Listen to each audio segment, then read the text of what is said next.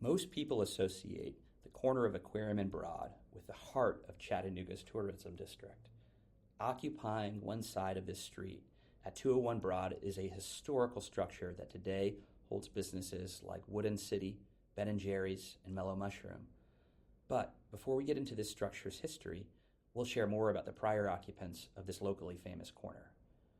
In the early 1900s, the Chattanooga Brewing Company occupied this entire city block at 201 Broad.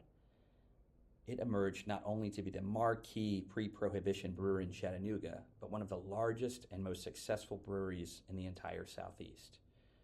During Prohibition, the brewery tried to reinvent itself as a producer of bottled soft drinks and non-alcoholic cereal drinks like Rife Special.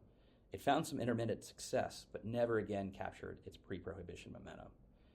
By the early 1930s, the Chattanooga Brewing Complex was razed to make way for the building at 201 Broad that we know today.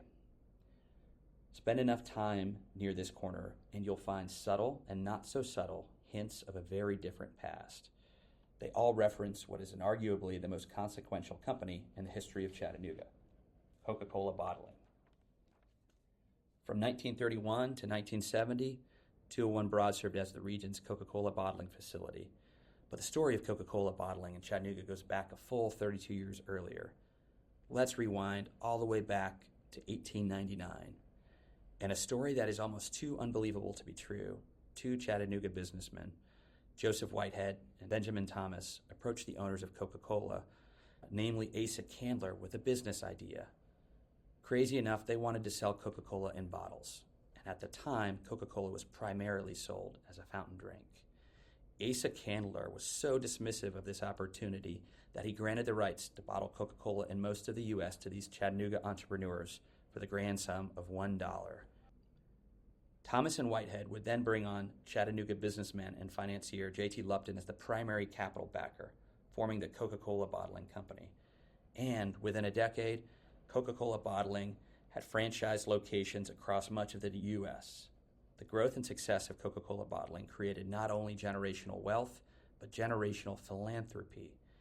Benjamin Thomas's nephew, George Hunter, inherited his uncle's shares and himself went on to build a successful career at the bottling business.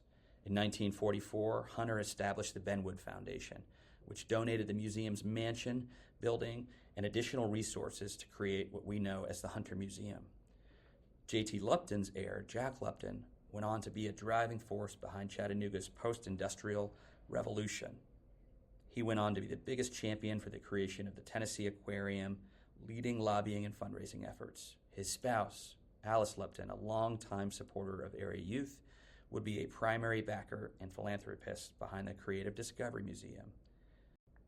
Coca-Cola Bottling continues to shape the present and future of Chattanooga, with Lyndhurst and Benwood Foundations, both legacies of Coca-Cola Bottling, collectively providing more than $10 million in annual philanthropic giving to dozens of local nonprofit organizations.